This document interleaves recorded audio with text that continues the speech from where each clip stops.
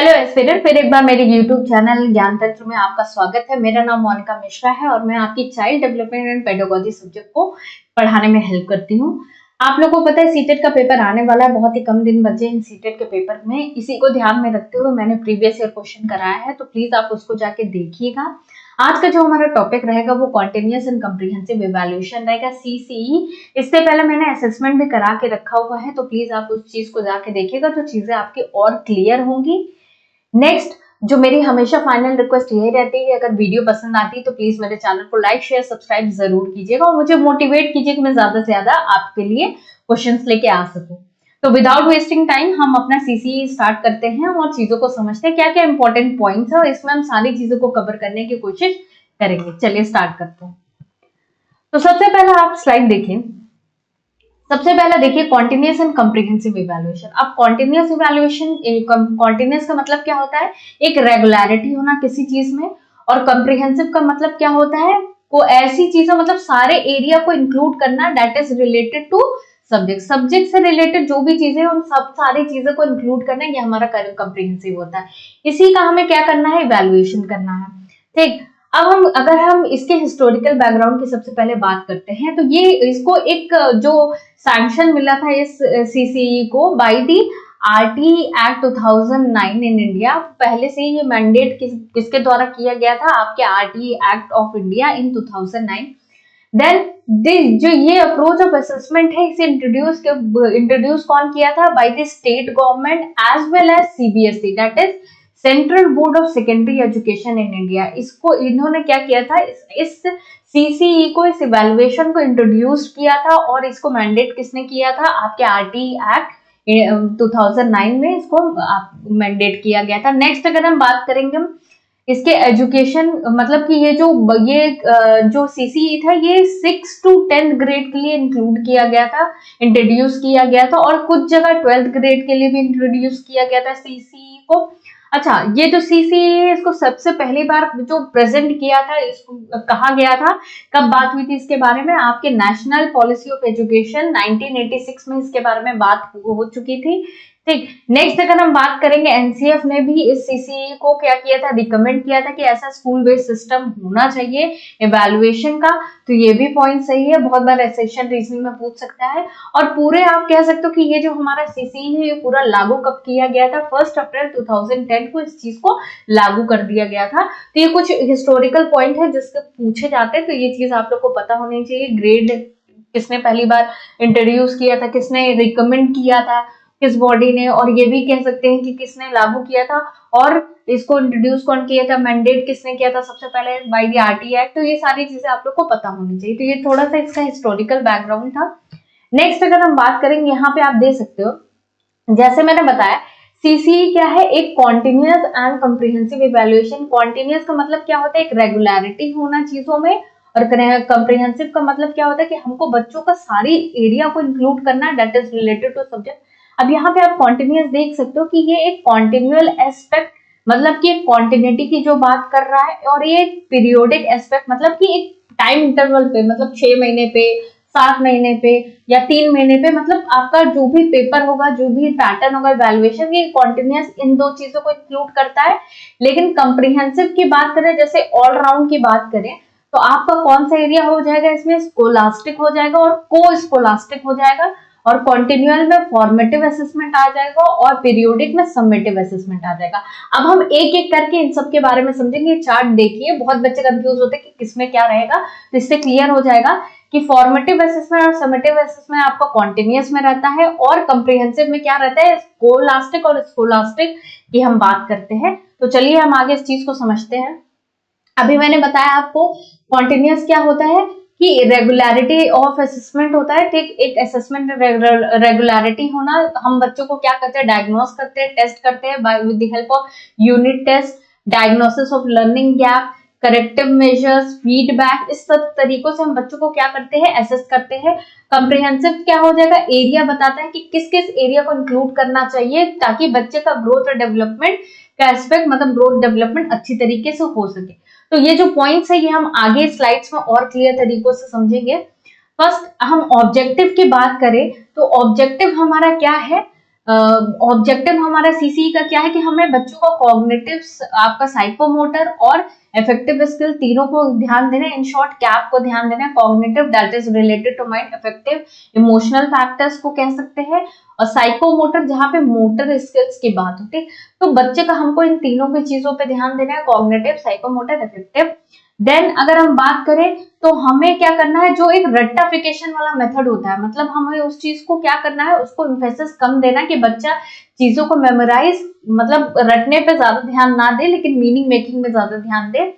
Third point बेटा ये कहता है कि ये जो हमारा इवैल्यूएशन, ये integral part of teaching learning process होना चाहिए, मतलब कि हमें डेली बेसिस में इवैल्यूएशन, मतलब इस चीज को इंक्लूड करना चाहिए ताकि बच्चे की शॉर्टकमिंग्स को हम क्या कर सके, दूर कर सके। तो इसका मेन मोटिव यही होना चाहिए कि बच्चे का जो होलिस्टिक डेवलपमेंट है, ऑल ओवर डेवलपमेंट अच्छा हो। नेक्स्ट यहाँ पे क्या है, इस जो हमारा इवैल्यूएशन का मतलब जो एक कह सकते हो मोटिव है, वो क्या है कि स्टूडेंट्स अचीवमेंट, ठीक, हमें बच्चों के अचीवमेंट में इंप्रूवमेंट करनी है, बच्चों की एबिलिटी को इंप्रूव करना है ताकि बच्चा जो उनका मास्टरी गोल है उस चीज को हासिल कर पाए। इस चीज पर हमको ज्यादा ध्यान देना है। लास्ट देखिए हमें क्या करना है, इस इवैल्यूएशन को क्यों यूज करना है, ताकि हम control, quality control device to maintain desired standard of performance, मतलब कि हम क्या कर सके, हम एक बच्चे को क्वालिटी वाइज बहुत अच्छी शिक्षा दे सके ताकि हमारा जो स्टैंडर्ड है, जो बच्चों का स्टैंडर्ड है, जो परफॉर्मेंस है वो मेंटेन हो, बिलो मतलब ना जाए, बहुत अच्छा स्तर रहे। इसीलिए हम टाइम टू टाइम बच्चों को इवैल्यूएट करेंगे ताकि कोई भी दिक्कत आए, कोई भी प्रॉब्लम आए तो आप उसको क्या कर सको, कर सको, क्वालिटी मेंटेन कर सको एजुकेशन की। तो ये आपके कुछ ऑब्जेक्टिव हैं जो आपके स्टेटमेंट्स पर पूछे जाते हैं, तो इस चीज को ध्यान रखिएगा, ठीक। नेक्स्ट अगर हम देखें, कुछ ऐसे नॉट टू वाले, मतलब कुछ ऐसे शब्द हैं जो कहीं अगर आ जाए तो वो ऑप्शन आपका गलत हो जाता है, तो इस चीज को ध्यान रखिएगा। आपका सीसीई बच्चों को स्लो, पुअर, इंटेलिजेंट कैटेगराइज करने के लिए नहीं होता है, तो कहीं पे भी स्टेटमेंट आ जाए तो वो गलत है, ठीक। हम बच्चों को कंपेयर नहीं करते हैं, हम बच्चों को किसी भी तरीके से किसी भी पैरामीटर, तो कंपैरिजन, कॉम्पिटिटिव विथ की बात आ जाए तो वो भी गलत ऑप्शन होगा, तो इसको ध्यान रखिएगा। नेक्स्ट, हम बच्चों को या फिर किसी भी चीज को नेगेटिव स्टेटमेंट नहीं देते हैं, तो अगर कोई नेगेटिव स्टेटमेंट हो जहां सेग्रीगेट की बात करें, रिजिडिटी की बात करें, तो वो ऑप्शन आपके गलत हो जाएंगे। तो इस चीज, कुछ पॉइंट्स को ध्यान रखिएगा कि अगर ये चीज आते हैं तो ये चीज गलत हो जाएगी, ठीक। तो होपफुली ये चीज ध्यान रखिएगा। नेक्स्ट अगर हम बात करें, अब देखिए मैंने आप लोग को बताया कि कॉन्टिन्यूअस में क्या होता है, आपका फॉर्मेटिव असेसमेंट होता है और समेटिव असेसमेंट होता है। ये आपका किसमें है, कॉन्टिन्यूअस में, ठीक। अब फॉर्मेटिव असेसमेंट क्या बताता है कि हम क्या करते हैं, ये हमारा जो पूरी हमारी लर्निंग प्रोसेस रहता है, ये लर्निंग प्रोसेस, ये हम during the course of teaching हम क्या करते हैं, फॉर्मेटिव असेसमेंट का यूज करते हैं, टाइम टू टाइम बच्चों से टेस्ट लेके, ओरल टेस्ट लेके, क्विज करा के बच्चों को चीजों को समझाने की कोशिश करते हैं, उनकी दिक्कतों को, प्रॉब्लम को सॉल्व करने की कोशिश करते हैं। तो ये हम फॉर्मेटिव असेसमेंट कब करते हैं, थ्रू आउट द कोर्स, मतलब हमारा जो पूरा कोर्स जो चल रहा है उसमें पूरे ड्यूरेशन में हम ये आपका टेस्ट करते हैं। क्यों करते हैं, ताकि हम बच्चों के लर्निंग गैप्स को आइडेंटिफाई कर सके और गैप को दूर कर सके। और हाउ, तो हम क्या करते हैं कि यहाँ पे जो हमें क्या करता है, approach that support specific student need, हम वो अप्रोच का यूज करते हैं कि जो बच्चों की नीड को क्या कर सके, सपोर्ट कर सके, समझ सके। तो हम इस तरीके से हम क्या करेंगे, हम यूज करेंगे, इस तरीके से हम इस असेसमेंट को करेंगे, जैसे by the help of quiz, oral test, assignment, project work, जहां पे बच्चे की थिंकिंग आपको देखने को मिले कि हाँ बच्चा क्या सोच रहा है, तो इस तरीके से हम करेंगे। अब समेटिव असेसमेंट की बात करें तो ये क्या करता है, बच्चों की परफॉर्मेंस को असेस करता है, ठीक। Eight the end of the year, मान लीजिए बच्चा एक साल में क्या पढ़ा है, हमने फाइनल टेस्ट ले लिया, पूरा आपका टर्म टेस्ट ले लिया, उसमें हमको पता चला कि बच्चे ने क्या पढ़ा है, क्या समझा है। ये कब किया जाता है, eight the end of the instructional period, मतलब एक टाइम पीरियड खत्म होने के बाद ये चीज की जाती है। क्यों किया जाता है, ताकि बच्चों को एक एविडेंस कलेक्ट हो सके, मतलब कि बच्चे की नॉलेज, बच्चे की प्रोफिशिएंसी, एक फाइनल रिपोर्ट हम पेश कर सके, जज कर सके कि बच्चे का ओवरऑल साल भर का क्या डेवलपमेंट रहा है, बच्चा क्या सीखा है और कैसे करते हैं।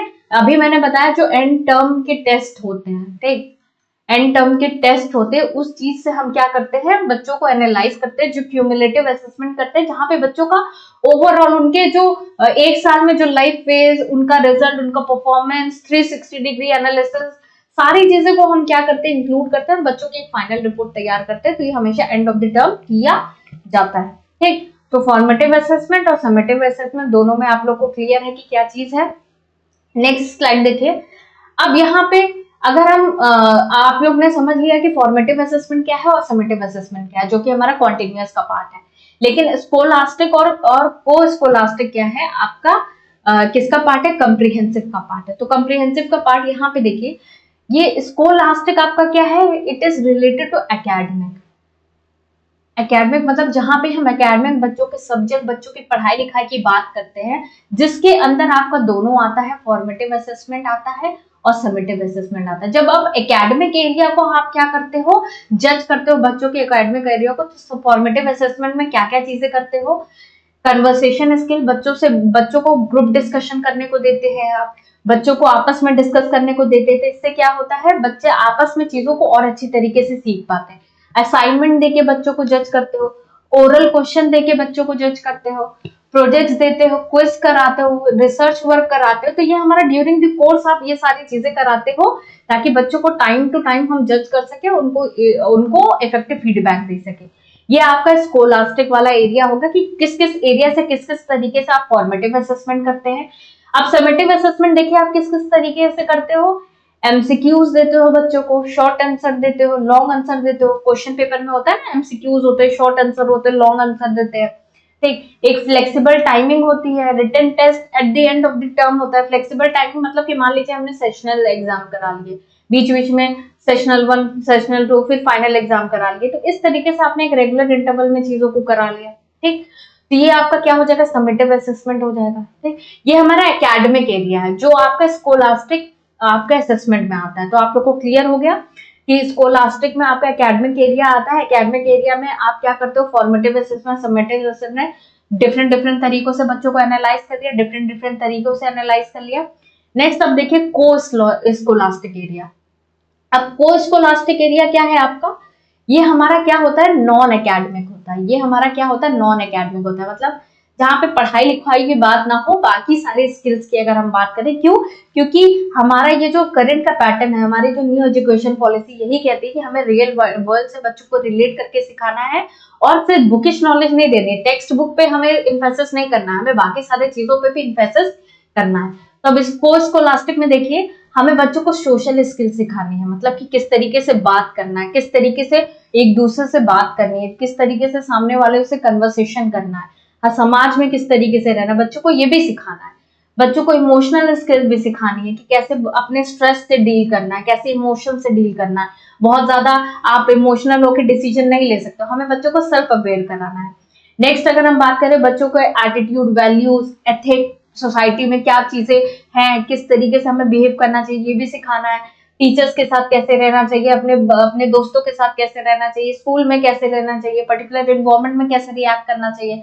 हमें लाइफ स्किल के बारे में सिखाना है कि भाई लाइफ हमें बहुत सारी चीजें सिखाती है, तो उसी लाइफ में किस तरीके से हमें चीजों को टैकल करना है उसके बारे में भी सिखाना है। प्लस बच्चों के थिंकिंग स्किल्स पे भी डेवलप करना है, creative, critical, problem solving, decision making, बच्चा कैसे डिसीजन ले रहा है उस पर भी ध्यान देना है। ठीक, साथ ही साथ बच्चों को खेल कूद पे, क्लब्स और साइंटिफिक चीजों, हेल्थ एंड वेलनेस क्लब, ये सारी चीजों पे, एथेस्टिक एक्टिविटीज, इन सारी चीजों पे भी ध्यान देना है, एक्स्ट्रा करिकुलर एक्टिविटीज पे भी ध्यान देना। तो ये आपका क्या हो जाएगा, को स्कोलास्टिक असेसमेंट का एरिया हो जाएगा। तो रेदर देन एकेडमिक आपका क्या हो जाएगा, एकेडमिक आपका स्कोलास्टिक हो जाएगा, और को स्कोलास्टिक क्या हो जाएगा, नॉन एकेडमिक हो जाएगा, जहां पे आप एकेडमिक चीजों से हटकर चीजों बच्चों को सिखाते हो।